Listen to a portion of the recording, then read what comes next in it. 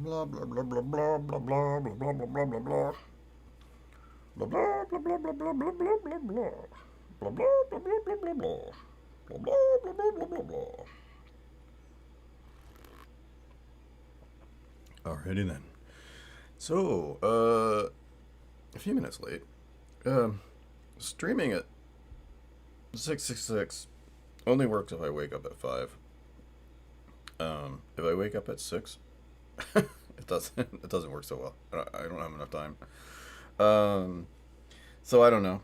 I mean, it's cute. I like it, but I don't know if that's gonna last. I may have to move it. Unless, unless in the winter I start getting up at 5 again, which is probably, I don't know. It seems weird and unlikely. I went through a stint where I was waking up at 5 pretty frequently, but lately I haven't been. So I don't know what's going on. Weather. Trying to sleep in. Probably sleeping when it's cool.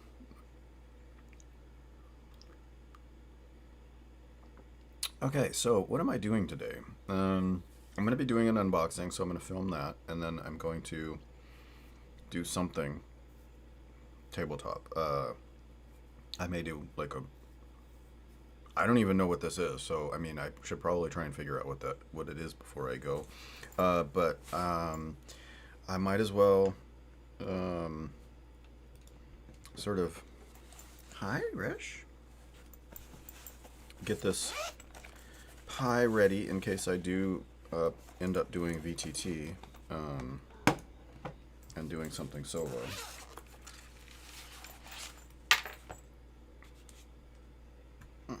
Hi, Rush. You're in the way. You know that, right? Yes, you are. Yes, you are.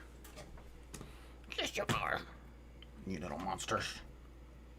Little monster. Okay, so... Hi, Jen. How you doing?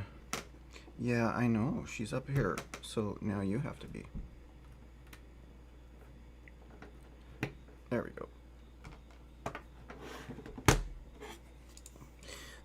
The mini HDMI out from here is just awful. I really wish for the purposes of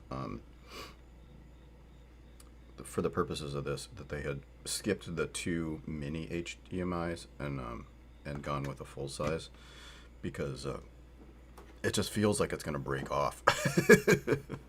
It really does. Okay. Oh god, this Cat 6 cable is so thick. That's dirty. Okay, there we go.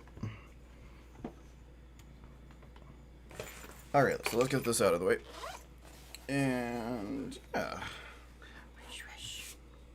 are you doing? What are you doing? What do you see? What do you see? What is that? You see blinking lights? Hey, Jen, what are you doing? Hi. Oh, yeah, my lab was empty. Okay, hold on. I gotta get up. I'm moving this over. Okay. Alright. Okay, so VTT is up and ready. Pie. Well, it's not up and ready. The pie is up and ready. And at some point, I should do something else with this thing. It's such a cool little device, and I just haven't really done anything. I'd really like to get the cyber hat from Adafruit. The Cyberdat cat, and have a little screen on there. That'd be so cool.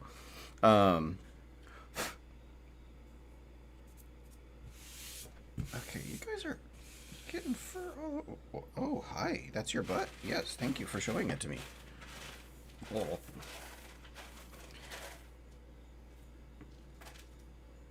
Okay.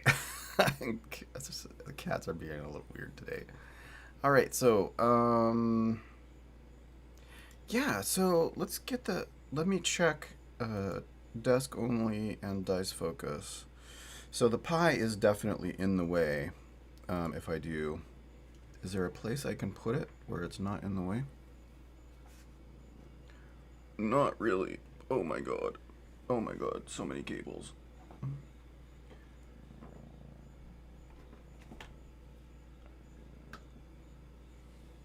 Okay. What is that? Is it really? What? Why is it showing? What is going on with that? Oh, because I moved it down. That's why. Ugh, annoying. Okay, well, so it is what it is. And that's my coffee. I mean my tea, not coffee. I don't drink coffee. Here, we're not gonna put that there. We'll put that there, so it's out of the way. I've got a little space to that side of my desk where it's not on camera. This is this right here is slightly to the left of halfway across my desk. And this is the center of my desk. Actually, more like right here-ish. And so I've got, from here, I've got like another couple inches on either side. And there's a couple inches on that side as well. For stuff. I keep thinking I want to get a, there's a,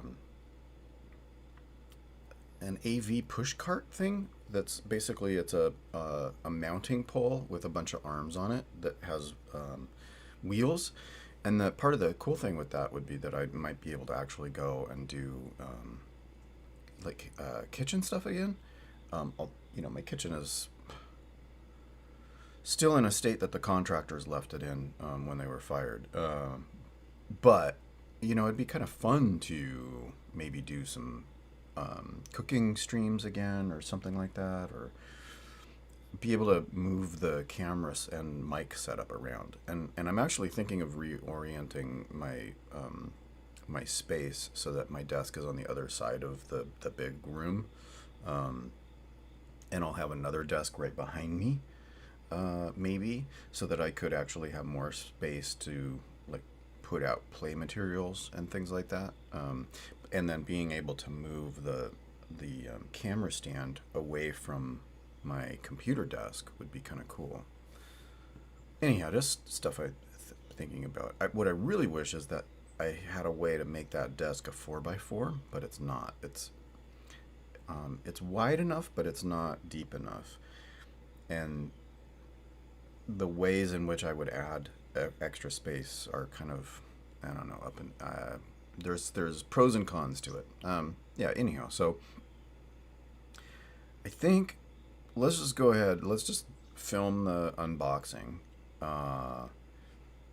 and then I'll figure out what to do after that. Okay, so let's just go ahead and get that sort of set up. I would just want to double check my desk focus, or desk only focus, dice only focus, and face focus. Okay, so great. And that's, I need to put that over there again. Okay. So we're gonna have this ready to go. Hi, do you want to hold the scissors? Do you want to hold the scissors, little kitten? Huh? How you doing? Oh. Yeah, I got you. Yeah, I got you. Okay, so here we go. Let's go ahead and start recording. Hey, howdy meeps. Oh, there's a Jin coming into the frame. Hi, Jin. How you doing?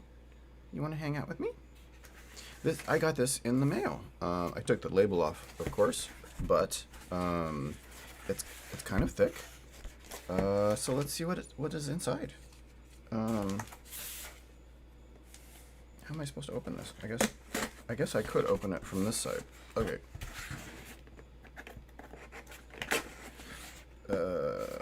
Okay. I don't think there's anything on that label that is something I should be concerned about, but just in case. Right, Resh? Okay. Let's open this up. What did I get? Oh, this is, wow, this is a big box for this little thing. How weird. Okay, so this is, the burning of Carbex for, Mothership. Okay, hopefully that didn't show up.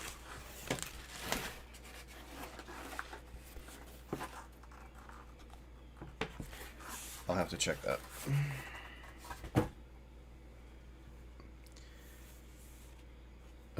Yeah, so this is the burning of Carbex. Here, let's switch to dice focus. And it's glossy. From Obermuller Games. Tim and Trevor Obermuller. And it's pretty thick. It's good size. And so... And the print is really big. I can actually see it, which is a shocking surprise. So many times I can't see anything.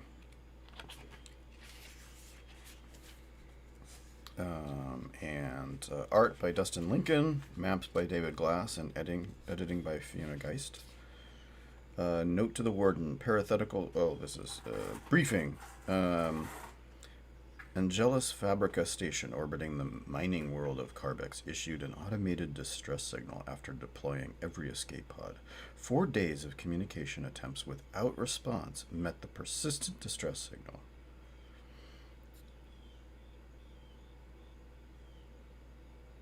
Were met with. Yeah, something. Anyhow, a nearby law enforcement agency dispatched you to investigate and, if possible, determine the complete evacuation's rationale. We don't know that it was an evacuation yet.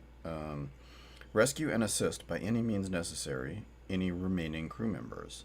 Since the police were unable to respond and are low-key tired of reading the distress signal, they are offering 50 K credits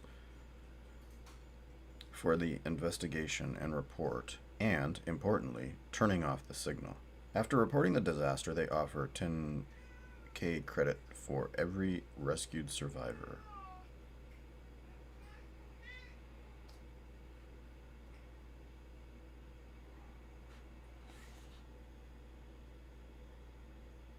That could be clearer, but anyhow, so that's...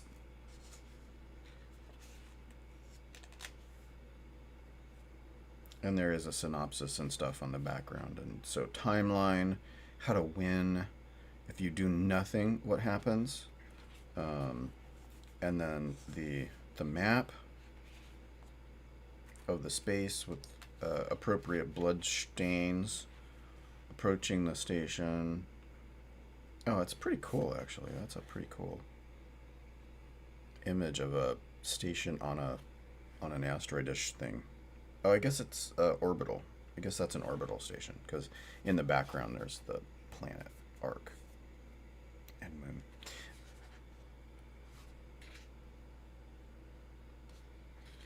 moon. The layout's not advanced. I will say that. It isn't advanced, but it's definitely readable, and the illustrations are cool. Oh, drink bot. There's a drink bot. Keggy.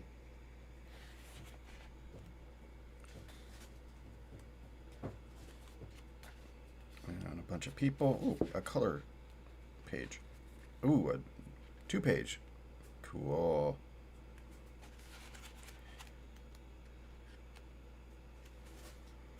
And Hestia.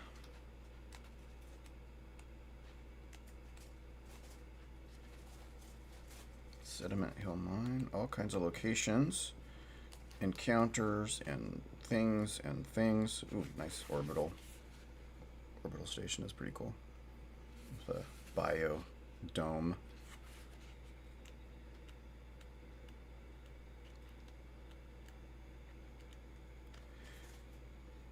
The Adventures of Space Lieutenant.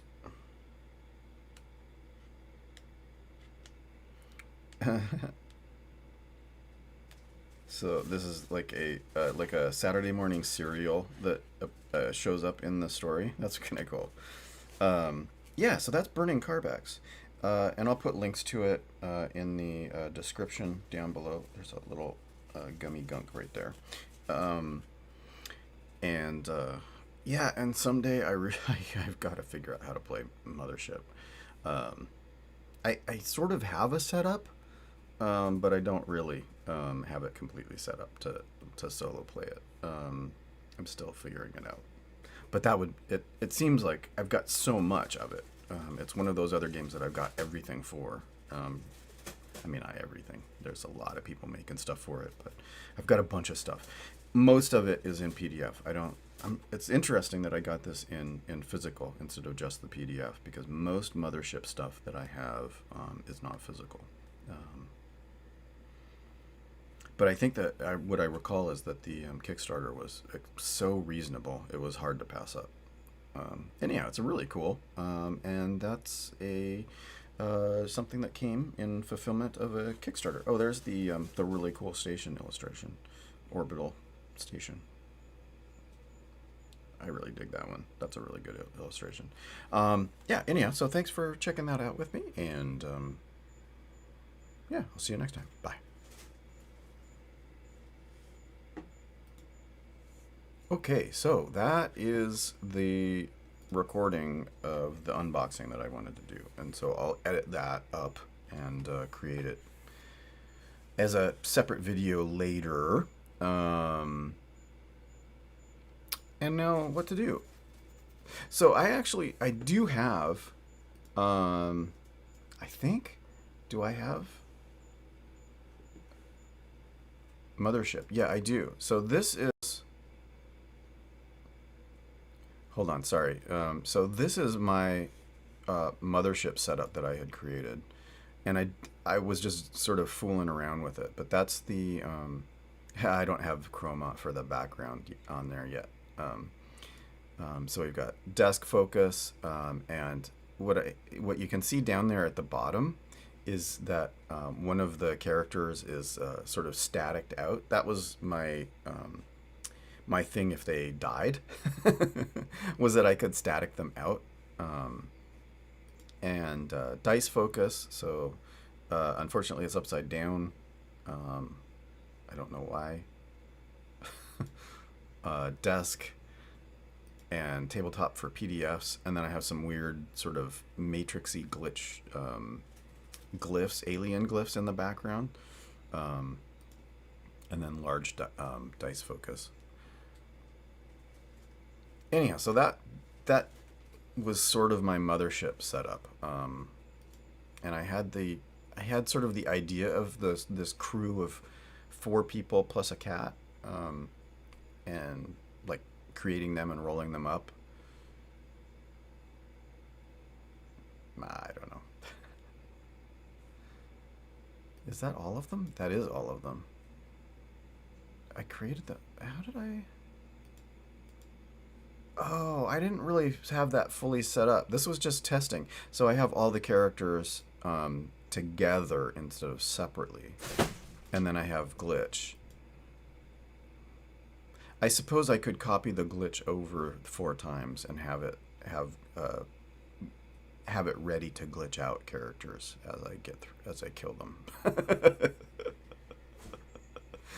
But yeah, so that's what my Mothership things looks like, and this was before I started using the mask to create the hex on my face cam, and also actually I noticed that the desk cam is not full size. Excuse me, or dice cam is not full size, but that's what I had created, and now of course I've sort of started to switch over to Foundry VTT. Anyhow, let me switch back. Sound will glitch out for a second, of course. There we go. There we go. Hi, we're back. Howie. Okay, so that was fun.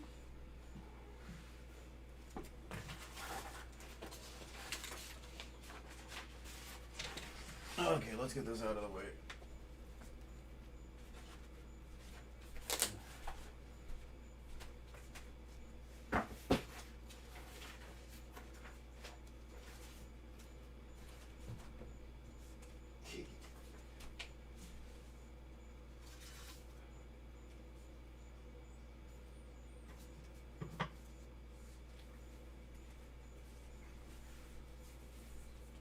Alright, okay, so we got that out of the way. So what the hell am I doing today? I don't know. So last time I tried to set up Starforged.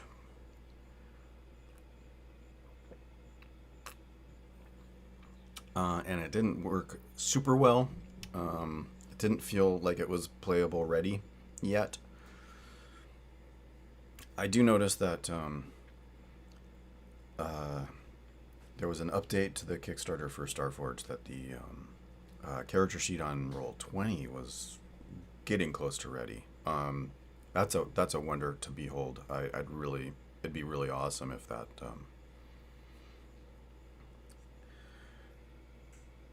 was feature managed.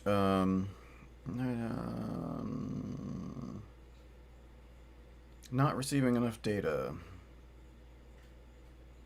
I'm not dropping frames here. I don't know. YouTube is complaining. I don't know. Whatever. That's fine. Bloop, bloop, bloop. Bloop, bloop, bloop. I have a one gig fiber, for crap's sake. I really need a streaming PC. Like, if I swore I wouldn't buy another Apple product, but a new iMac Mini Pro with the extra ports in the back would be enough for all of my cameras and mics and things to go into the Mini and use the Mini as the streaming PC, because it could encode faster and better, and I might even be able to do 4K. I don't know. That would be pretty cool. I would need a 4K camera of some kind, and I'd have to decide if I was going to use 4K for the desk. Probably 4K for the desk, and then 120 for each of the other cameras, which means that I could replace the camera I currently use for my desk and use that instead of FaceTime, because the FaceTime camera is shit. But it's built in, and so with the 3 cameras that I've got, using it is a no-brainer. I have to. Yeah. Okay. So let's see. How are we doing on Elgato Focus? So here's the Raspberry Pi, and I didn't set up anything for this yet. Okay, so let's go. Go gadget. Do I need to do anything else? No, we'll just start it up. Okay. So we've got that going.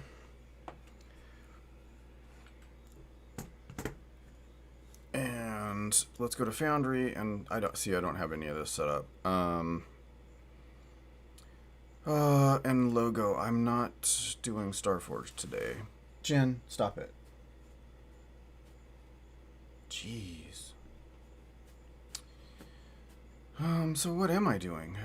Well, first off, let's set up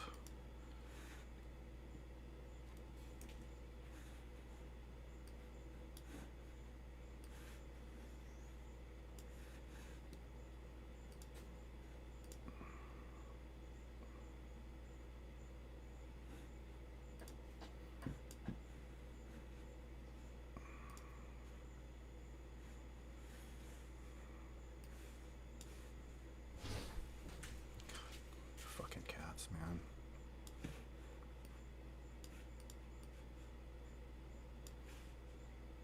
Oh, and yes, I need my password. Come here.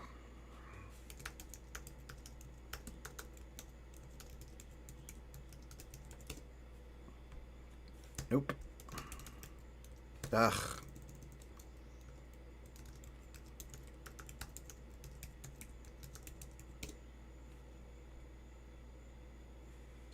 And copy.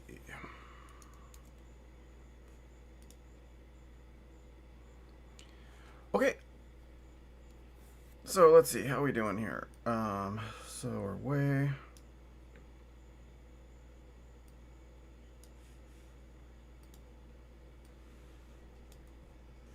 Whoa, way too tall.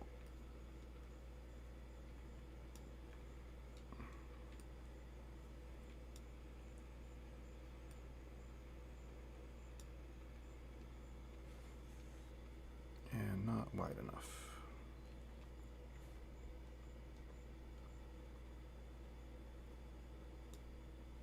Come on, you.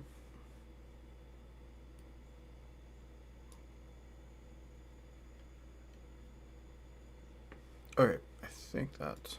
How does that look? Looks okay. And we can't set up dice yet. Here, let's just close that. Hide that for right now. Move, hi. So, let's, game systems, let's update.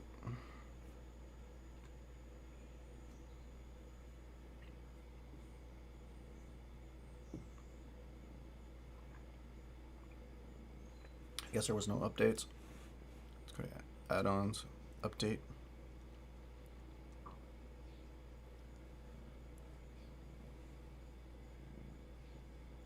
We got one.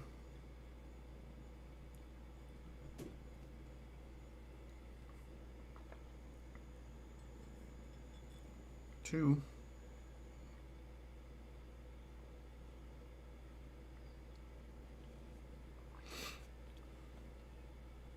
As nice as it is to use the Pi, I wonder about using an external service. I mean, theoretically, it would be possible. I mean, it would still be possible. It would be easier to invite other people to play if I had it hosted somewhere.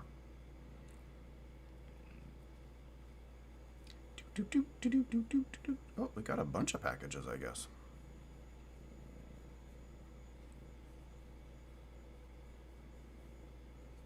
Bunch of the Warhammer Fantasy are updated. Oh, good God, cats. Hey, hey. Well, if you're gonna be a bitch to her, she's gonna attack you back, you goof. Stop it. Come here, Jen. Jen, stop it. Come on. No, you're okay. Stop. Jen, stop it. I may have to bring out the squirt bottle. Okay. So reverse initiative order. 3 of the Warhammer Fantasy and the Year Zero actions updated, which is awesome. And I've heard that it's a good idea not to install everything. Because I guess it slows things down, which seems like bad design. Whatever it is that makes it slow down if you have a bunch of things installed should be fixed, because it should only load in the things that you configure it to load. Do you know what I mean? Yeah, I don't know. If there's some weird thing where you should not do that, that's a mistake. It should make loading in things optional. You shouldn't be penalized for having a lot of stuff. Okay, so let's see. And what is the state of this little cookie thing that everybody's doing? Is so fucking annoying, and the Foundry Tabletop one never remembers. It forgets from time to time, like every time it forgets. What's the newest premium content? So the Warhammers are updated. None of those are new. It should say, I guess you can look at the version number to know if it's a brand new release of a thing or not. But yeah, so basically just the Warhammer stuff. Alien RPG Colonial Marines Operation Manual is basically like a hex crawl for Alien, which is pretty cool. That's kind of tempting, especially for solo. But I really have not looked into how that would work very much as far as how to play Alien solo. There's so much stuff. It'd be easier if I had a gaming group, but I just don't.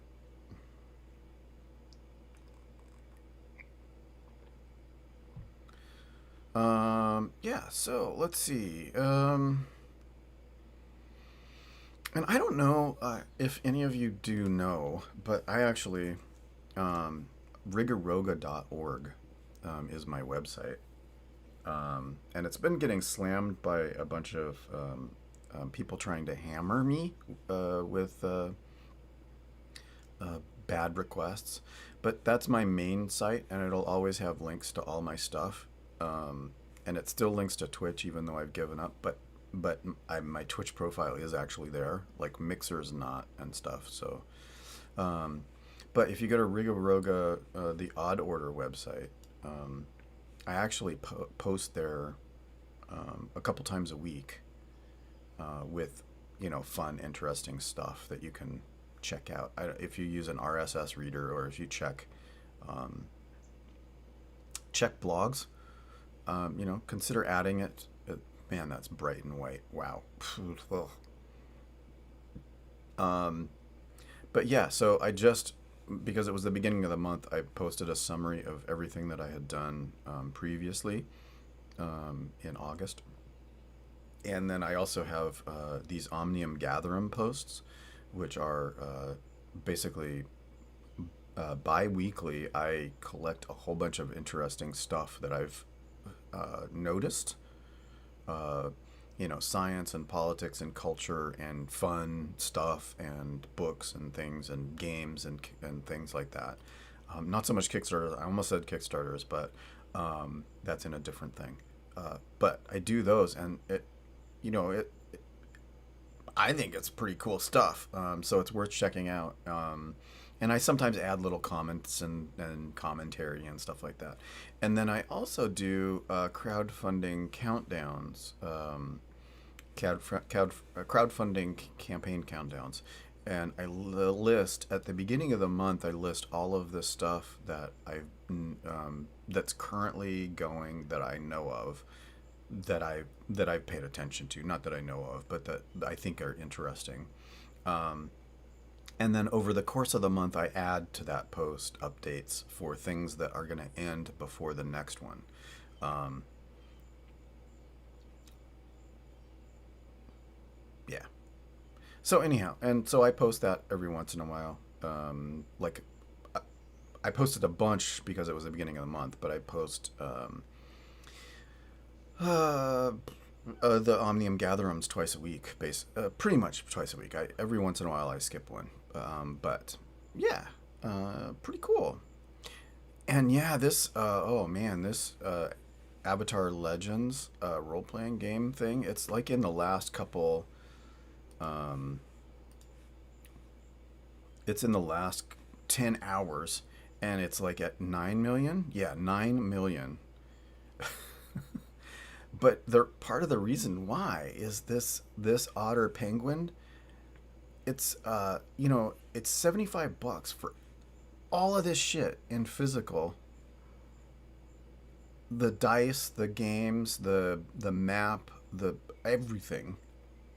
Um, physically delivered for $75. It's like so reasonable in comparison to all of the ridiculous, $1,000 Kickstarters with the minis, the mini cult, the cult of minis. Um, and you can get in with 20 to do all just the PDFs, but there and that's actually probably, I mean, that's probably all I would need. I don't actually need any of the physical stuff, um, for me, but that pledge, that $75 pledge, is just phenomenal as far as a value. It's almost too good to be true. If this weren't like a major IP license, I probably would not trust that they could deliver. I mean, honestly, I would not think that they could deliver all of this stuff for $75. There's just no way. Not reasonably. But they're gonna build their own VTT. Um, why they wouldn't use the other ones? Probably because it's the IP and they require that it be controlled. Um, but I wonder who they'll partner with or how they'll do it. The only thing missing from this RPG is a solo mode. That's it. But it's powered by the Apocalypse, which is, basically, if you played the Ironsworn, it's not hard to, unless they've done a whole bunch of weird stuff. I haven't looked at the quick start, honestly, but it's pretty cool. I don't know if I'd ever play it though. That's part of the problem. Um, but it's such an interesting world. Of course, there's a little bit of controversy with the original creators not being involved in the reboot, the live action remake,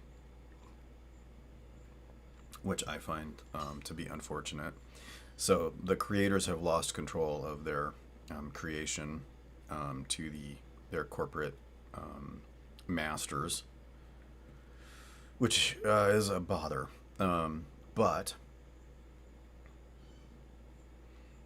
But yeah, it's pretty cool. And for some reason, they're being really nasty in the comments about the last All Star actual play video. Um, it's just weird. I guess some people are rejecting one of the actors that they've proposed to hire. I'm not up on that particular controversy, um, but but the last stretch goal, to be honest, is an ad. So they're basically here's your stretch goal. We will create an ad to sell our product, and make that a reward for you. And that's not really a reward for us. I'm not really. I mean, it'll be cool to watch, and that's fine. Um,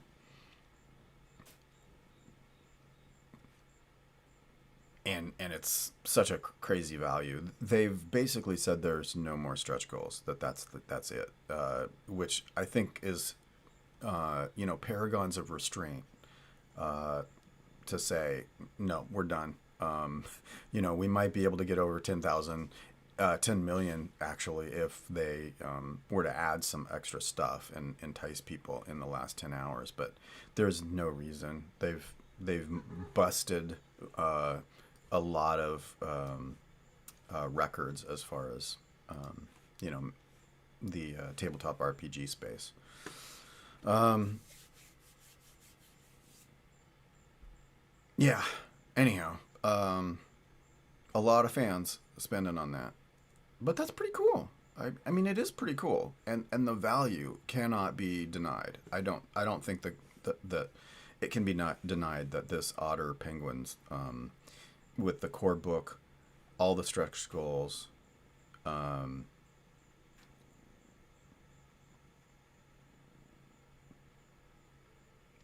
oh, you know what? All physical stretch goals, but but it shows these the dice and all that stuff. All of that stuff should come with it. Yeah, yeah, it does. Here, let's. Do they have a breakdown of what's included? And their design is actually kind of cool. What they've got are these eras where you can play in different timelines of the world, which is pretty cool. So you can decide how you want to do that. And stats and moves. So there are stats, and then there's this mechanic for balance.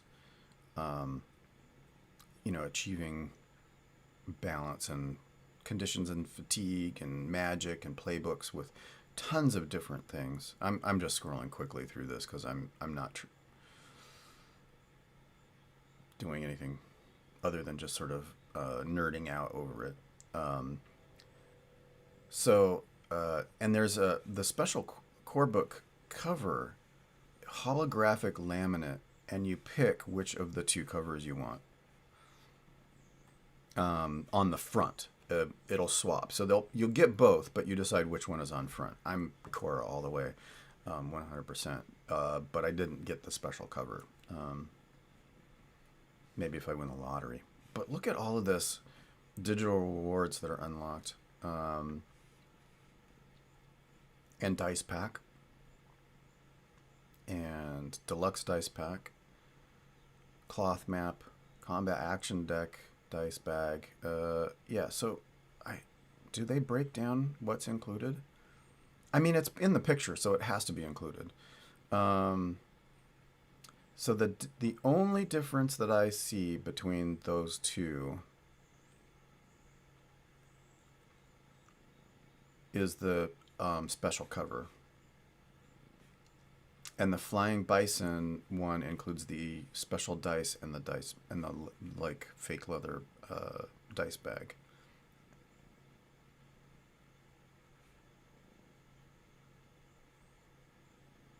And then you can do add-ons for additional stuff, additional journals and stuff like that.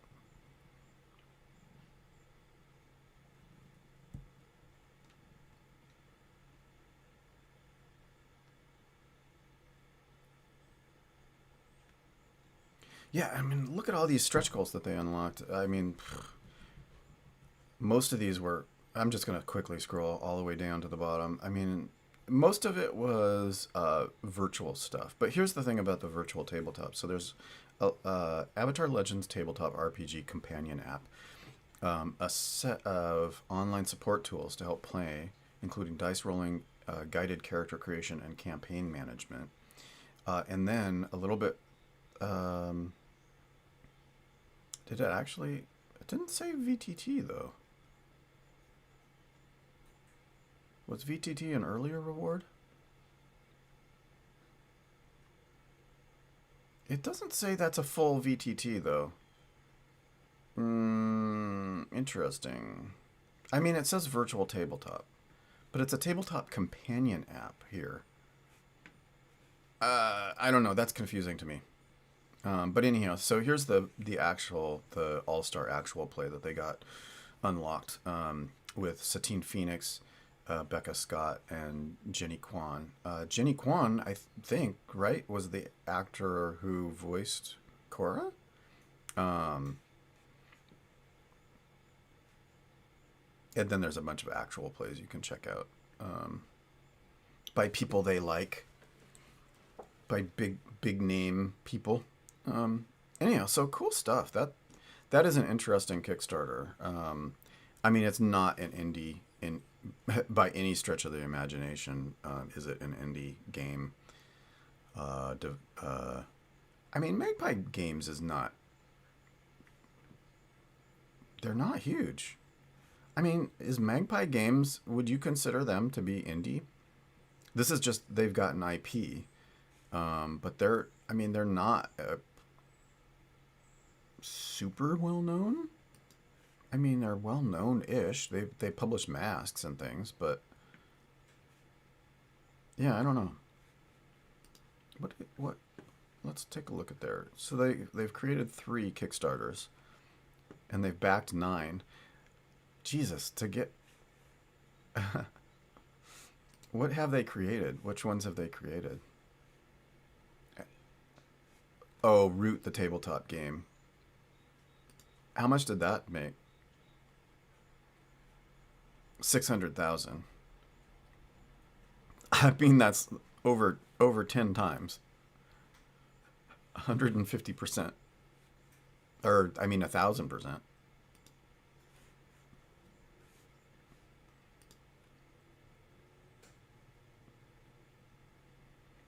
What else do they make? Curated play program. Their website is really basic, honestly. Wizard Kittens. So yeah, masks, Root. Oh, it's a card game. I bet you can't play it solo though, can you? Yeah, 2 players. God damn it. Chaos Worlds, and I mean, they haven't done a lot, really, honestly. Look at how little they've done. What's Urban Shadows? That's Shadowrun, basically, right? Oh, that was a Kickstarter with less than 200,000. Tabletop role-playing game. I didn't actually ever hear about this one. God damn, core plus all stretch goals was $74. Dang. They I really respect their price pointing. That's pretty cool. I'm gonna grab that. Um,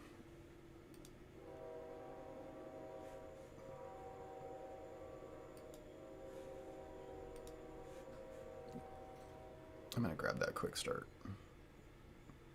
and just gander at it. So this is a second edition. Oh, it's not Shadowrun so much as yeah, okay, it's not Shadowrun, but it's powered by the Apocalypse.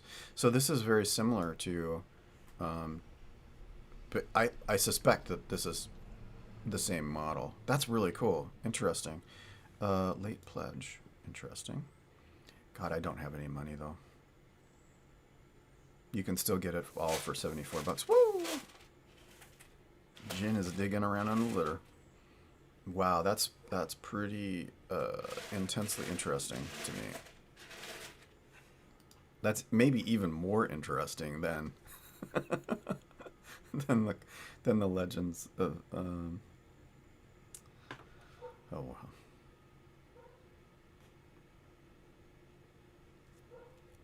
Pin set dice pack. Cool stuff. I'd be interested in what was the thing about guided play? Curated play program. Meet the GMs. There's only one event.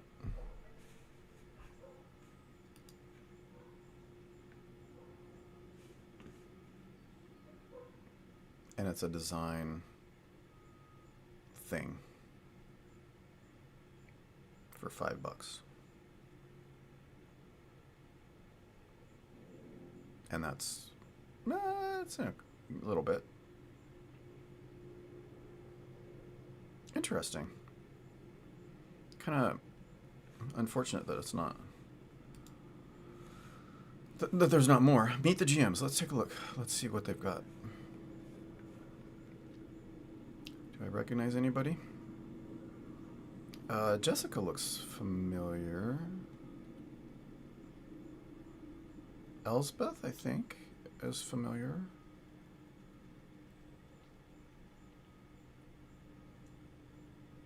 I'm not sure how many of these people I know, but let's click on the first person and just sort of see what they have to say.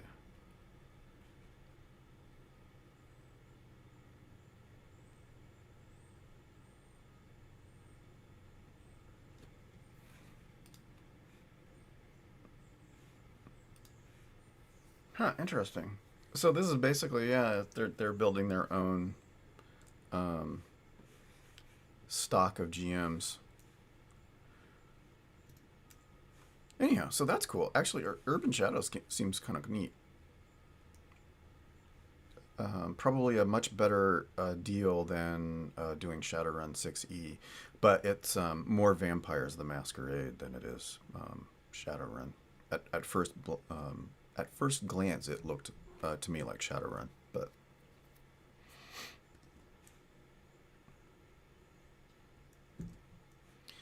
okay. And then I also actually I want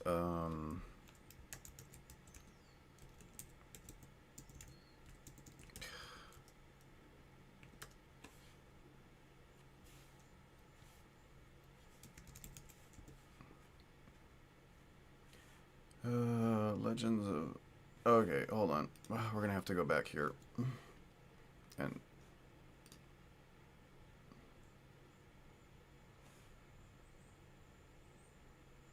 quick start.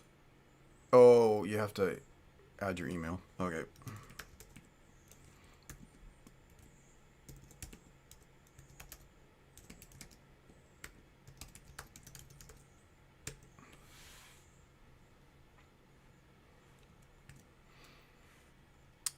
So you may have noticed what I do.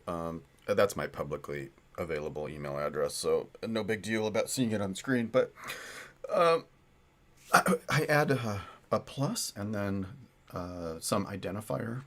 Like for Magpie games, I added Magpie games. Not tricky in any way, but the trick is that you can add a plus. And Google Mail actually honors this, but this is has been part of the design of email since the beginning almost, I think, where you can add little tags. Some systems, when you purposely filter that out, and some things that you sign up for will not recognize that as a valid email address, but most do. And what you can do is you can actually filter based on that extra information. So you can very easily tell what topic a thing is about. Basically, you add the plus to add a topic, and then you can filter on that into folders and stuff as your email comes in. But it's a really good trick. So yeah, you add your email, the front part of your email address with a plus sign, and then some topical identifier. And I use that for two reasons. One is so that I can filter on it into folders and tell what topic it is from just the email address it was sent to. But also, like, if it gets, added to a mailing list that was unrelated or something like that, if they didn't trim those topical add-ons out, then I'll know that they sold that address, and then I can go and recognize that somebody that I signed up for has been selling my email address to a bunch of other people, and then I can mitigate that by removing my email address from their list, or whatever.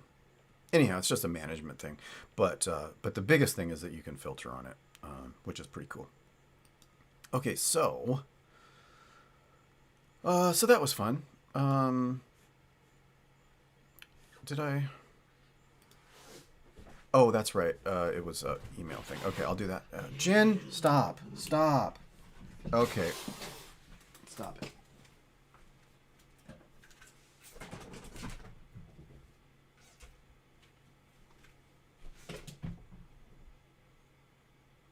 Stop it. The two of you. Chill.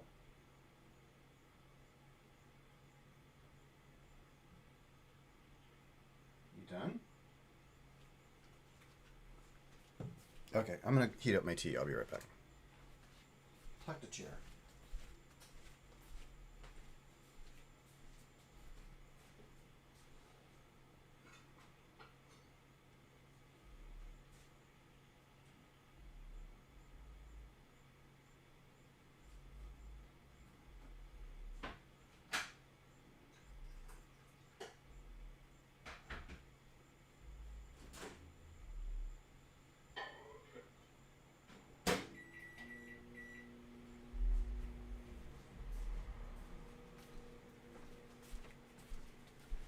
And let's put the scissors back. I won't need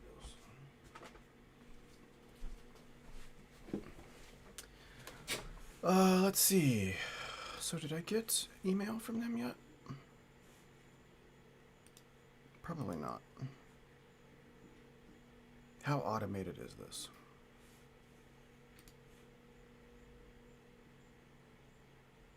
Not very. Okay.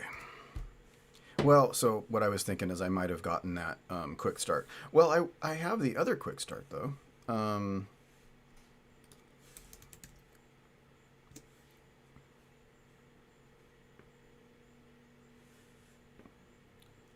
Oh, wow. September starter sale. Starter sets for Alien and Warhammer Fantasy are on a deal. That's pretty cool. What's best left? What's the survival thing? 80 new titles since my last login. Mythic Magazine. Anything else interesting?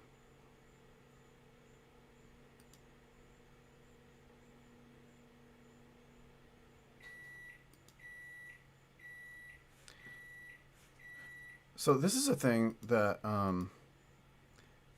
I tried to tell Drive Through RPG about this, and they just like, we don't know what you're talking about. So anyhow, so notice, so there's if you scroll, from Wilderness to the 4030 battle map and scroll 1. So there's the battle map right there, right? And then cannibals. Scroll 1 more, okay? And then you scroll back and you go all the way to the front. So you skip, for some reason, the first step is doubled when you go backwards. So,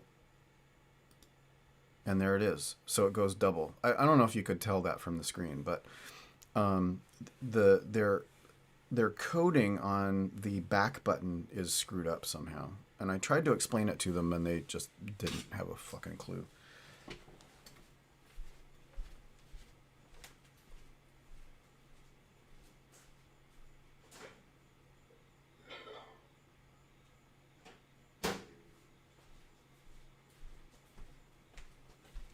Actually, if I recall, I even sent them a video demonstrating it.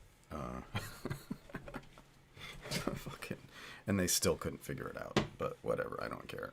It's not that big of a deal. It's just I thought I'd let them know because I notice it every single time I look at their thing. Okay, so anyhow, let's go to the cart and let's check out. Oh, sorry. Actually, hold on. Sorry. Let's go to face.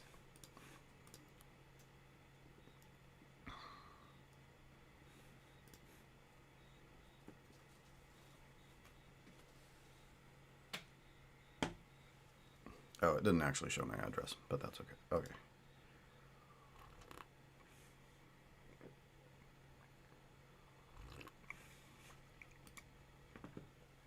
No, I didn't want to open it up in the fucking browser. Jesus fuck.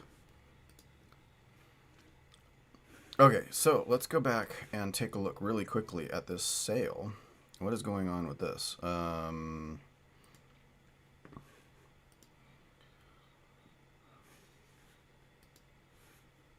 So Call of Cthulhu. So Alien is a couple bucks off, like $3 off. Fantasy Roleplay starter set is about $4 off. Soulbound's starter is off as well. What else? Traveler and Dungeon Crawl Solo. Wrath of Glory. I think I have that though. Pretty sure I have all those. Symbaroum starter set is up. I think I have all those.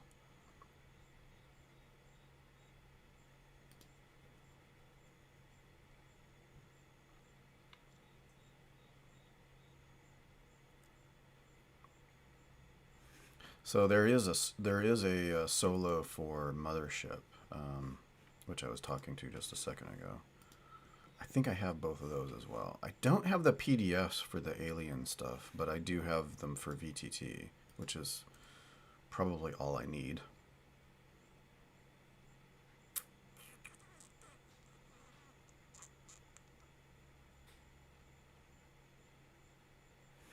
I'm pretty sure I have that. Anyhow, I don't have money for it anyway, so I don't know why I'm looking at this. So let's see. Wrath and Glory. Yes, I've got Dark Tides. But I don't have the PDF of the starter set. I have the physical starter set.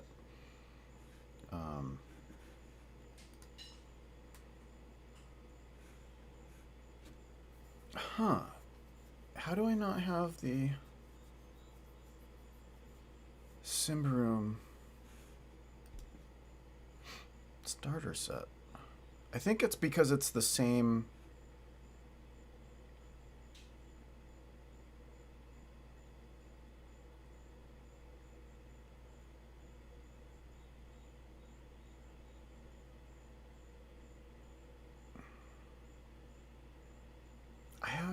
No, I guess I don't have everything. Because I don't have the Game Master Guide, I don't have the Adventure Collection. I have a ton of Symbaroum stuff. Yeah, I don't know. So let's see. Yeah, so I've got Peter's Lone Star for to compare and the social Um, there's some rules based on a Creative Commons licensed social, like how to manage relationships in your group, which I think are part of this. Um, and I don't have this dungeon crawl, so I don't have that yet. Interesting. And I've got blessings, and so what is Crypt Digger's Guide to Survival? Oh, interesting. Cool. And this is from Soul Muppet. They did do cool stuff. They were actually talking on Twitter about making like an epic Mouse Ritter campaign. Oh, I mean, okay, cool. Let's do it.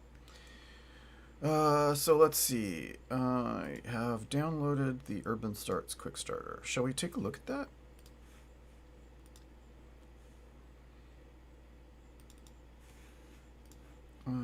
View single page.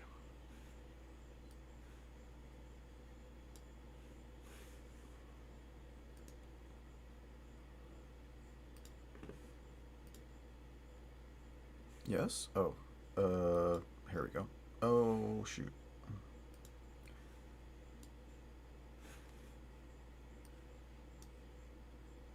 Why is this?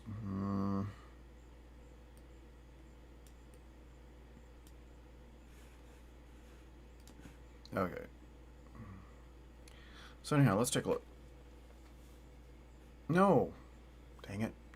So about this quick start. This quick start is a preview of the Urban Shadows second edition, including rules for 9 playbooks, all the basic moves, debt, circles, and city moves, intimacy and corruption, harm and NPCs, and more. Here you'll find everything you need to get started playing and run through a few sessions of the game. These rules aren't intended to be taken as final. We'll be updating and adjusting the mechanics as we work on the final version of the game. These rules might make more sense for those familiar with the Powered by the Apocalypse framework and games like Dungeon World Masked and Root the RPG. They are designed to be usable by anyone. If you have any questions or want to give feedback, you can head over to the Magpie Discord server.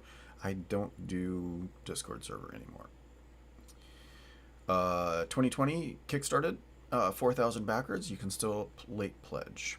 And then there are some corrections and designed credits.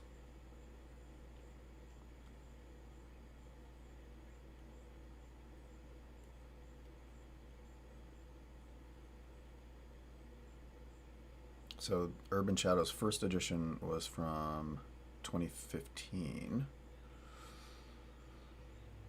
An echo of violence. Isabel inspected the tag attached to the ritual dagger in Vincent's back. The handwriting on the magical sigil pinned on it looked familiar. I do this and we're even, Callus. Just knowing who killed Vincent could be dangerous. Power has a price. Isabel nodded, her attention already back to the corpse. The wizard's body lay in an elaborate circle burned into the wooden floor, black candles marking the cardinal points, a black glass, a puddle of wine, a small dagger, standard magical implements. Isabel set aside her glass and knelt by the body. She pushed her senses out, feeling the weird resistance left over from the magic performed earlier. And they didn't spell magic with a K. That's just, I mean, of course I would notice that, but Isabel wheeled the veil to part, and coldness beyond death seeped into her. Strands of glittering matter lifted from her skin, swirling in the air to form an image. Vincent kneeling at the altar when the knife rose up and plunged into his back. Isabel focused on the blade, and a new visage formed in the ectoplasm. Alora, an old friend, her dark curls escaping her headscarf. Alora wasn't known for killing wizards, especially connected ones like Vincent, but perhaps her temper got the best of her. Another presence appeared, medium height, muscular, light welling from their heart and shimmering along the axe they carried. Isabel recognized her new lover, Gareth. That's the sentinel the Wizards Council knighted. Oh, that's very Dresden Files, Callus said. They supposed they're supposed to protect the council. Are you sure about this? Isabel hesitated, torn between her affection for Gareth and her loyalty to Alora. It looks like these two may have been involved, but it's not conclusive. She isn't really torn between her affection for Gareth and her loyalty to Alora. She's torn between revealing them and those two things. So she's torn between three things. Callus started towards her, but stopped as if he hit a wall at the edge of the circle. Isabel looked around in alarm as colors began shining from the sigils burned into the floor. The room darkened until the circle Isabel sat in seemed to float in a void. Callus screamed, a sharp sound that cut off abruptly. There was a chuckle in the darkness. You're a smart little ghosty, aren't you? The voice was deep and unfamiliar. Oh yes, Vincent was trying to reach into the afterlife, not just to talk. No, he thought he could get rid of me. A spike of darkness probed the edges of the circle. That spiraled towards Isabel. She kept an eye on it, but concentrated on the voice. Vincent was afraid of me, of what I knew, of who I knew. He thought his magics could keep him safe, and he could keep draining people for what he wanted. He thought he could just snap his fingers and send me packing. The spike stabbed into the back of Isabel's hand. Cold pain radiated through her. She cried out and backed into the center of the circle as the voice laughed again. Do you think you can send me into the dark, little ghosty? So, Urban Shadows, an overview. Urban Shadows is a political urban fantasy tabletop role-playing game. So Vampire the Masquerade plus Dresden Files, in which mortals and supernatural creatures alike vie for power in a modern-day city. Vampires, fairies, hunters, wizards, and more clash in the shadows, or to make backroom deals for their piece of the streets and skyscrapers. In Urban Shadows, you play unique and powerful characters, protagonists who are attuned to the supernatural world. While most of the mortal world remains ignorant of their struggles of the city's supernatural denizens, you are caught in the middle of the physical conflicts and political drama of the city's secret past, present, and future. This game focuses on mature stories of political conflict and personal tragedy as the many communities of the city come into conflict around you, forcing you to make difficult choices about your friends and allies, and the price you are willing to pay for power. The city. In Urban Shadows, the city is a living, breathing character all its own. It hides dark desires, wicked deeds, and devious schemes. Its shadowy tendrils a danger to mortals and supernatural creatures alike. Some residents have sacred sanctums or secure workshops, places to weather the storms of the city. But a sprawling metropolis lies just outside those little nooks, caring little if you prosper or bleed out in the gutter. But nobody faces the city alone. Even the humblest of spirits has a small community, a circle of those who can offer solace in the face of problems and dangers. But community is a double-edged sword, demanding as much as it gives. And the needs and desires of those same circles constantly shape and reshape the vibrant urban landscape of the city. Nothing lasts forever, but the city turns over nearly every night, different forces laying different claims to you and yours. The city hungers. Will you sate its gnawing desires, or will your enemies make you the feast? That metaphor of this city as hungering came out of nowhere. There needs to... It could have been hinted at a little bit better in that text. That it's a beast of some kind. The circles. The city is a fierce cesspool of politics and corruption, but there are clear connections and boundaries between like-minded residents, spheres of influence that make up the scope of politics within the city. Most call these divisions circles, loose political groupings that illustrate the differing affiliations and loyalties in the world, each one a community with its own internal politics and dramas. The circles are mortalis, humans who cross the boundary between the mortal and supernatural to protect humanity, investigate secrets in the shadows, or steal power from the monsters. Night, people who have been irrevocably changed into creatures of the night and monsters of the shadows. I always say monsters, instead of monsters, monsters. How do you say it? Anyhow, vampires, werewolves, and ghosts all belong to night. Power, entities who have obtained supernatural power or gifts through training, blessing, or curse. Wizards, oracles, and immortals all belong to power. And then wild, strange beings who hail from outside our world. Fairies and demons belong to wild. And many creatures, bizarre and strange, find a home in the wild as well. Yeah, so that's Vampire Masquerade. Well, not a World of Darkness. It's like all the different RPGs in that overall world setting. Circles aren't organizations or formal alliances. They are more like broad communities or subcultures. The disagreement between two members of the same circle may be, or more, intense than any conflict between two differing circles. A werewolf and a vampire both hail from night, but that doesn't mean that they get along. If only It only means they understand each other and the violence inherent in the language of the streets. Factions. Yet there are factions within each circle capable of acting in unison, alliances who can shape the city's future. Wolf packs, witch covens, fairy courts, and more. You could totally do faction turns. I wonder if that's built into this. Like if you could do sort of stars without number kind of faction turn things. That'd be kind of cool. Anyhow, so werewolf packs, witch covens, and fairy courts, and more. These organizations and groups work to claim resources and territory, but the diversity of viewpoints in the city means that they can only rarely agree on the rules of engagement. One werewolf pack's den is another wizard's covenant's ley line nexus. That's almost a tongue twister. One werewolf pack's den is another wizard covenant's ley line nexus, and each sees their claim as the truly legitimate one. That's slightly difficult. I mean, easy to read, but slightly difficult to say out loud. Factions sometimes have alliances with characters or factions from other circles, but each faction is also focused on a single circle. After all, once a werewolf pack decides to stop caring about territory and fully embrace an alliance with wizards to control the long-term politics of the city, they've left night to join power.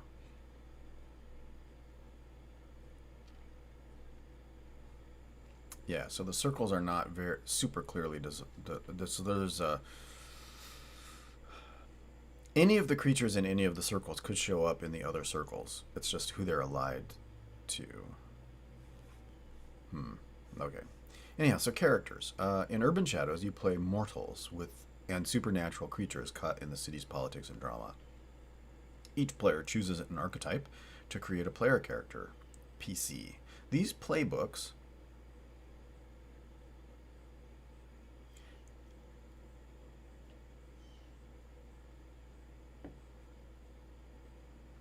it's interesting because they introduce playbooks as if you know what it is. Like there's like a missing sentence there, or a linkage that explains playbooks before the first mention of it. It should say not archetype. It should say, I don't know. Anyhow, it's fine. It's just a little unclear. If I were giving copy editing feedback, which I've tried to give away for free. I'm a demon when it comes to copy editing, but no, I can't even give my copy editing away for free. It's just weird. I think I'm too intense, actually.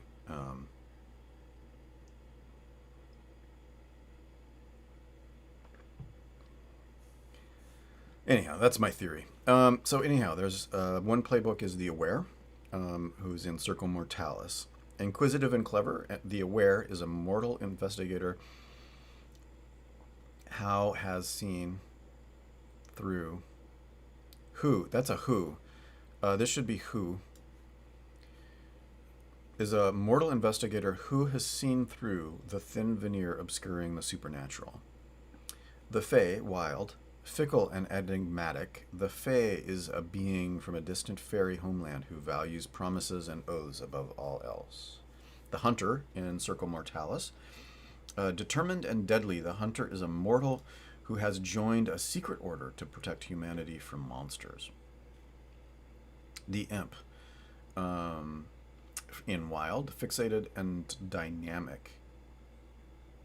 Fixated and dynamic? The imp owns an establishment in the city catering to supernatural clientele, along with many other schemes. The oracle, in power, prophetic and cursed, the oracle is a seer whose benefactor pampers them in exchange for useful glimpses of the future. It's really interesting how much backstory is built into each of these.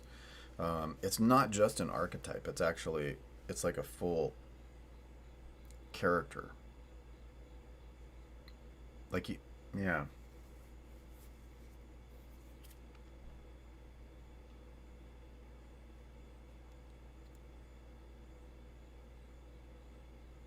Yeah, that seems like, I mean, maybe it's fine. I mean, it's a starting point. I mean, you can change those things if you want. The Spectre in Night, shattered and alone, the Spectre is a ghost who is anchored to this world, searching for meaning in life after death. The Sworn in Power, loyal and capable, the Sworn has taken a sacred oath to serve an influential faction within power. They wield a legendary weapon, but often find their mortals and duty at odds. Their morals and duty at odds.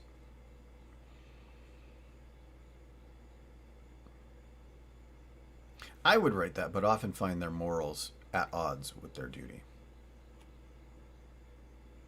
But that's just me. The Tainted Wild. Brutal and manipulative. The Tainted is a foolish mortal who sold their soul to a dark patron. They draw strength from the eternal damnation that flows within their veins. The Vamp in Night. The seductive and merciless. Not the seductive. Seductive and merciless. The vamp is a creature that must feed on humanity to survive. Their web draws in prey and links them to their assets, minions, and debtors. The veteran in Mortalis. Experienced and clever, the veteran is retired until they are dragged back into the streets. They drag me back in. They have a workspace to create all manner of things and other characters need. The Wizard, Power. Powerful and dedicated, the wizard is capable of channeling intense magics and might still reach even greater heights. Higher heights. The Wolf in Night. The Primal and Unstoppable. I keep adding a "the" in there. Primal and unstoppable, the wolf has claimed a section of the city as their territory, but now must confront the politics that arise from the troubles of their hunting grounds. The full game will feature these 12 different archetypes, but you may add others with expansions. Race, gender, and queerness pull out. Urban fantasy as a genre is about a part of human society, dense urban environments, that is saturated with diversity.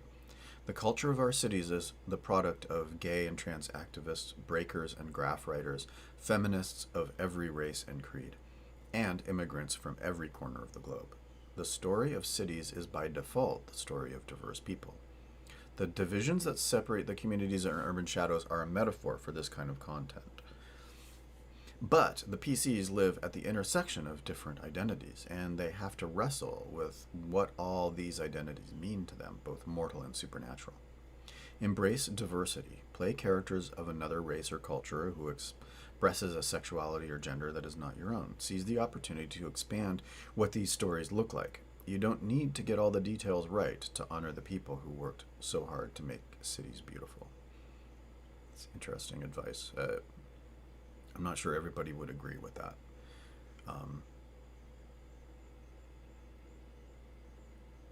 I mean, as somebody who's done acting, I mean, the point of acting is to be something you're not. So, but I'm not sure. Just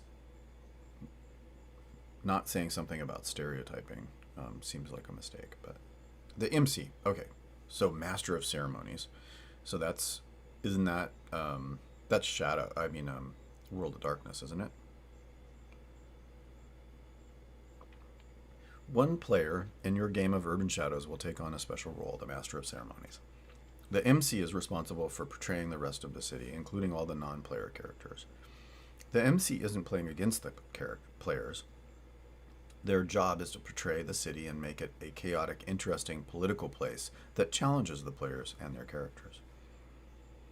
Oops. The tone and theme. Urban Shadows draws from the noir and monster movies, like other urban fantasy role playing games, but its true roots are in a different space, crime fiction.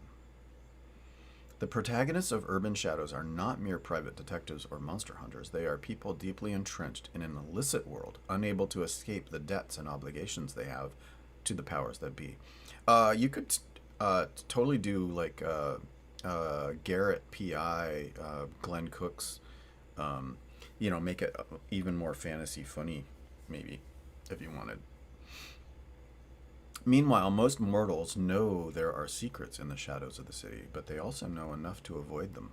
Vampires, wizards, fairies, werewolves, demons, these are things best left alone. Do not taunt Happy Fun Ball. Okay, hold on, I gotta blow my nose. Oops, too late.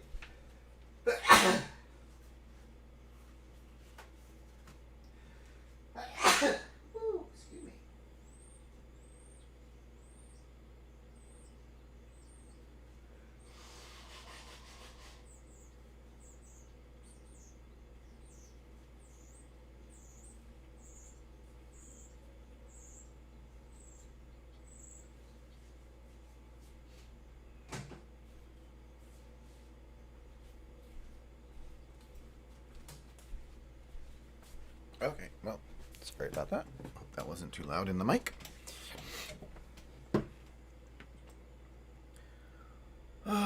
Anyhow, best left alone the same way you might drive past a drug dealer on your street corner and hope you didn't attract his attention. Don't look too closely, and the shadows won't catch you watching. Don't look into the void, and it won't look back. It's always looking, though. The best urban shadow stories aren't about the threat of exposing the supernatural to the wider world of mortals. They are about two forces in conflict and the mess of social and political alliances at the city's heart crashing down on the heads of the PCs. Making characters. Choosing an archetype. Creating player characters for a role-playing game is a bit like casting a new television show or movie. You want each character to be special and unique, but you also want the cast to be more than the sum of its parts. In Urban Shadows, we strike that balance through the use of archetypes, templates that capture specific character types found in urban fantasy fiction. The Quick Start features 8 character types, archetypes, starting on page 29: the Fae, the Tainted, the Vamp, the Veteran, the Wizard, and the Wolf. Each player, except for the MC, chooses an archetype at the start of play and uses it to create their character. No two players can pick the same archetype. There might be vampires all over your city, but there can only be one vampire protagonist. Interesting. There can only be one vamp protagonist. It's not... Because you could have 2 archetypes that are vampires, as long as they're not the same archetype. Urban Shadows is about the tensions between communities, or our starting cast needs to be as diverse and conflicted as possible. Because there's only 3 circles. So you need to not be the same archetype. You could be of the same circle, but you can't be the same creature? That's like an added wrinkle. It should... I'm not sure that rule makes sense. You just can't pick the same archetype. When it's time for you to select an archetype, pick one that resonates with the kind of stories you want to tell. It's participate in. I think it should be participate in instead of tell, because it's not what you want to tell, it's what you're going to tell together. It's perfectly fine to pick a character type that's geared to your play style of play, or to try to branch out by picking something that you think goes against your usual. Each archetype is a collection of strengths and weaknesses designed to thrust you immediately into dramatic situations filled with problems and opportunities. Name, look, and demeanor. After you select an archetype, start constructing your character by selecting your name, look, and demeanor. Okay. I don't know if I want to read all of this shit. Anyhow, start with your name. Feel free to invent it. Blah, blah, blah. Move next to your look. What do you look like? Decide your demeanor.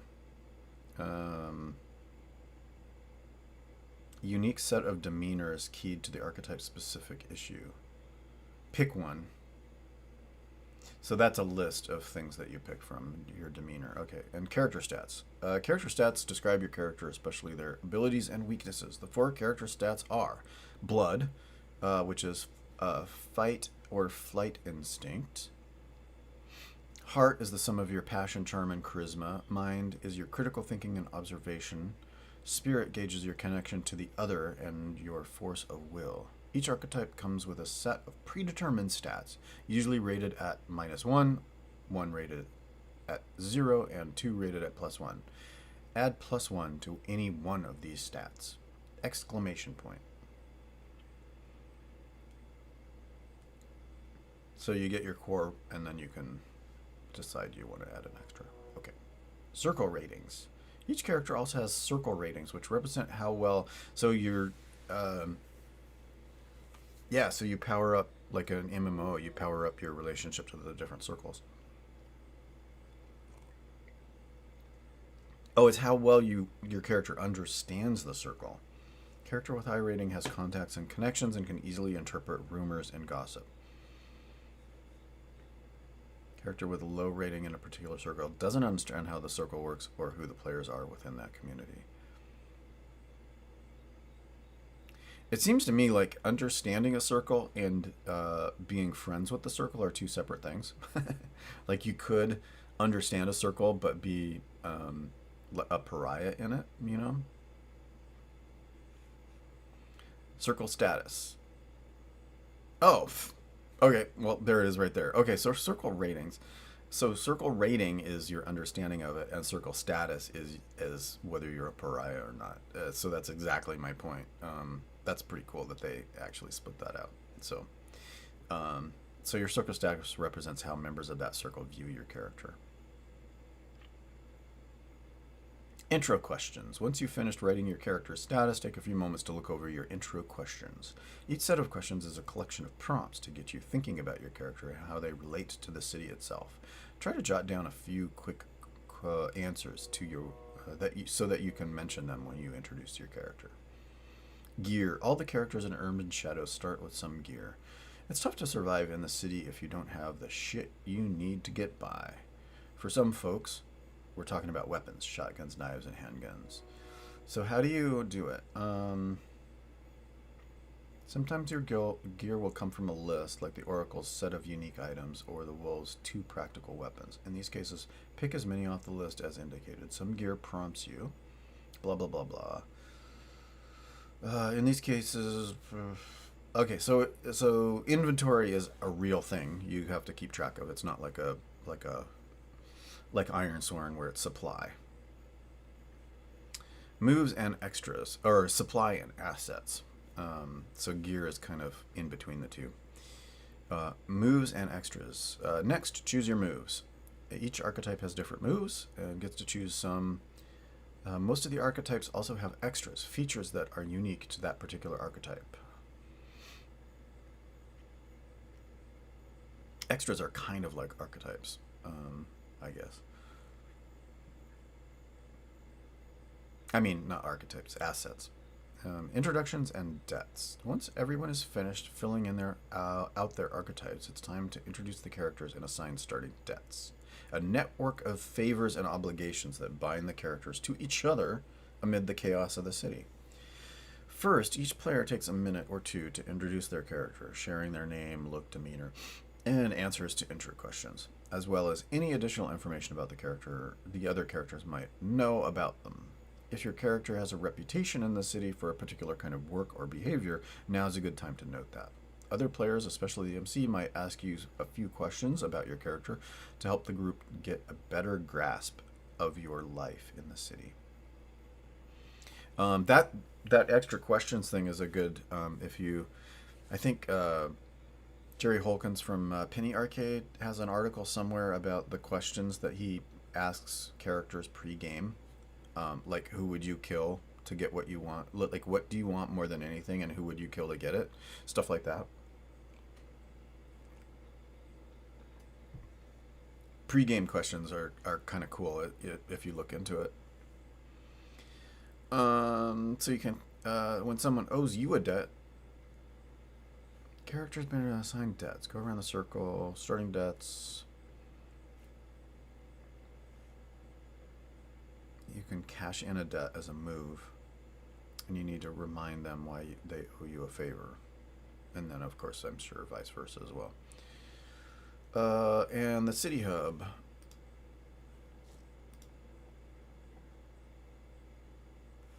How many pages are there? Oh my god, there's actually a lot of pages. Oh, most of it's stuff that I won't read through. It looks like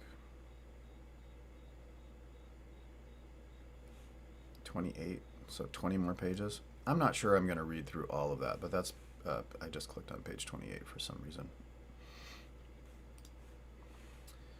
The City Hub. So the City Hub, each player chooses an anchor and a relationship. Each City Hub has a number of important NPCs called anchors. So like the bartender or whatever, and then relationships. In addition to the connections established by the starting debts of each player, relationships in the fiction of the game. Like anchors, each relationship also gives your group material for starting scenes to kick off the story. So relationships are with other PCs. After highlighting an anchor,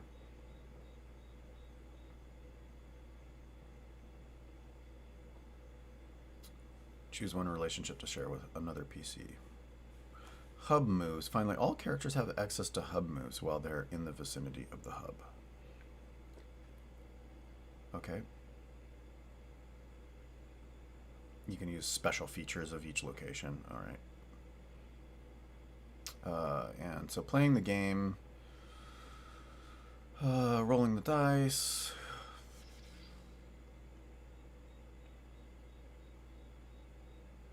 Oh, and there is a faction turn. There is actually a built-in, when does the MC roll? After or between sessions, the MC actually does roll the dice to conduct the faction turn on page 24, determining the outcome of the actions that factions take when time passes. The MC might also roll dice to make use of the location, faction, or NPC generators attached to the City Hub. Interesting. So there is a built-in faction turn. That's pretty cool.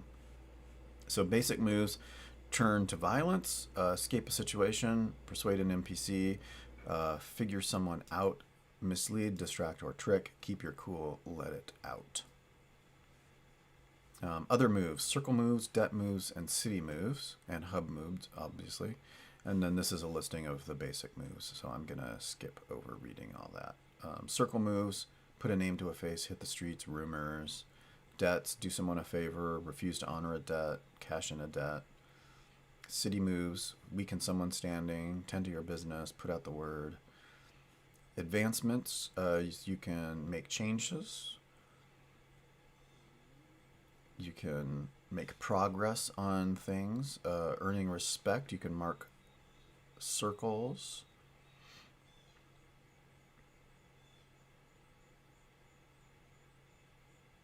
On progress. Intimacy moves. Does it even say? Intimacy moves are unique to each archetype, reflecting how your character connects with others during moments of closeness. Oh, interesting. Wild. Weird. Special moves for each archetype for your slash fic. Two characters might get drunk and tell each other a painful secret or open up about their real desires. When you trigger an intimacy move, read the intimacy moves out loud and follow the instructions given. Interesting. And corruption. So darkness of the city. So this is, yeah, so chaos. Retiring as a threat. Eventually, your character will no longer have any more corruption advances left. Instead, you'll be left with only one ugly option: retire as a threat. Cool. Harm and violence. Tracking harm, healing harm, armor and scars, end moves for retiring, and mass MCs. Agendas, principles, basic moves.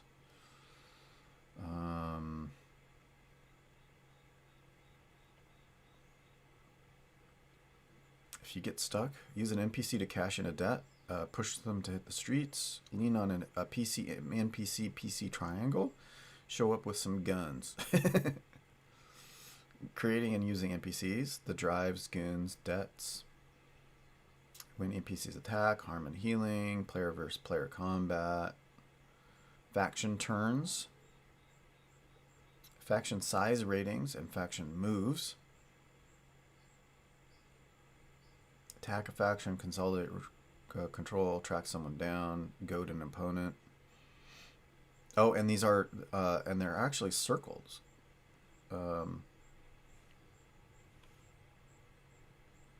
So consolidate control is all of them, but goad an opponent is mortalis, perform a ritual is power, offer passage is wild, and seize by force is night. So there are actually faction moves that only certain circles can do. That's an interesting twist. So basic moves, here is your sort of cheat sheet, and then advanced moves, circle moves, debt moves, end of session. And then this is an example of one of the archetypes. This is the aware. So aware moves.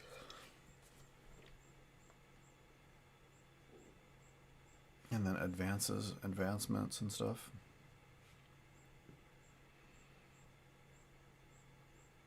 And then character creation and gear notes, intimacy. When you share a moment of intimacy, physical or emotional, for the first time with someone who isn't mortal, mark corruption. When you figure someone out, out should be italicized as part of the move name. You've previously shared a moment of intimacy with. Roll with heart instead of mind. Your kit and tending to relationships, mortal relationships. So that's the Buffy season 7 and 8. Gaining corruption and figuring people out. And then trigger corruption. In too deep. If you can't beat them, free agent, sticky fingers. And then additional. Okay, so let's skip the archetypes. The additional archetypes and just move to what's next. Downtown, city hub, anchors, relationships.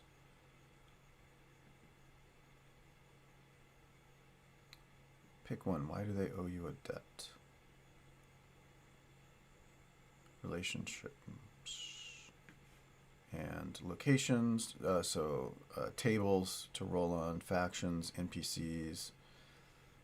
Oh, and that's it. Okay. Well, so that was the quick start.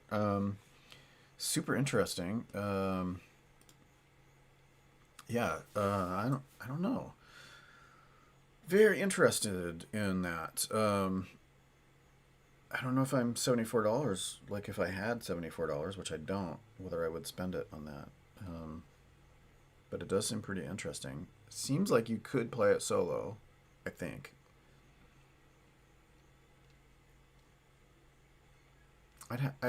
I would want to look a little bit more into how to play other Powered by the Apocalypse games solo.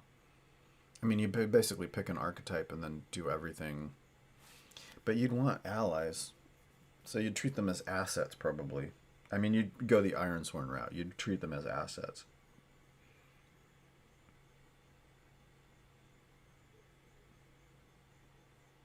Interesting. So that would be something to think about.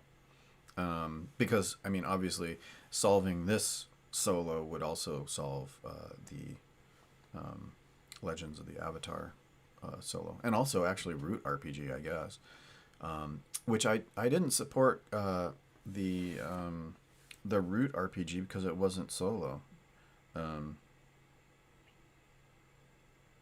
I don't know. In an age when Ironsworn exists, I don't understand why any powered by the apocalypse would not include some sort of solo. Because it's not even solo; it's guided play. It's a cooperative play, but that you can play with just one player, or you can play one or more players. Um, it boggles me. There's so much hate for solo play in some circles. And designers too. They just don't understand how to do it, which is a failure of imagination. That's not the player that's the problem. It's the designer. Um, that I think, a thing that I've thought about is that, like in game design for like video games like PUBG and stuff like that. What the designers have done is they've given up on creating interesting content, and they've offloaded it to basically interns who have paid for the privilege of working for them, which are the players, who then create the chaos. The designers have given up on how to create an interesting game, and they've left it to the players to their own devices to create their own stories, and provided minimal tools to make that happen. Um, and I think it's just a cheater. It's a cheat way of creating content. Is to leave it is to provide minimal tools and leave it up to the players with I mean, something like Elder Scrolls actually has quests and interesting storylines, and interesting things that a player can do, either solo or together. But there's also all kinds of open world stuff that they can do. Basically, an open world without any stories is really a wasted opportunity. It's designers who can't be arsed to do their job and create interesting content. And I think that RPGs without the ability to play solo are like PUBG. RPGs that can be played solo are more like Elder Scroll. They actually provide content that you can do solo. The designers have done their jobs and created what they need to create in order for players to do it for themselves, using their world. But the thing is, in an RPG that's an open world, there's no buy-in with the players because they have to do it all themselves. And if they have to do it all themselves, there's no reason why they should be playing that particular game. They don't need it. They don't need. Why should I even buy your game if I have to do all the work? I'll just start with a minimal rule set and make it up myself. I skip the rules and just tell myself a story.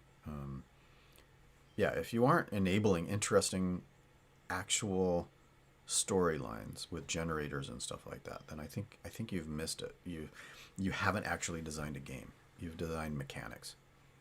You haven't designed story or a role-playing game. You've designed a mechanical system.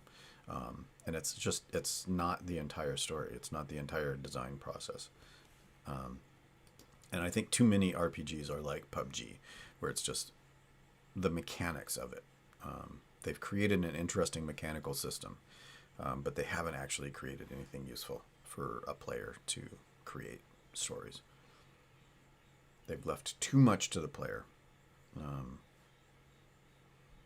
And then, of course, things like choose your own adventures leave too much. I mean, they've done too much and they don't leave anything to the player. So there's a balance between that. And Ironsworn is, eye-opening as far as how well it does that, I think. Okay, well, anyhow, so I did that thing and I took a look at this quick start.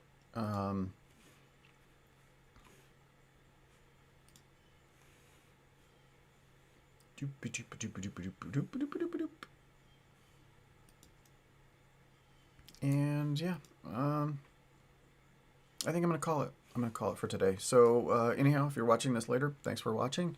It will go unlisted. So the only part of it that I will share is the unboxing. If you weren't here and you didn't see it, I don't need to say goodbye to you. But if you were, hi.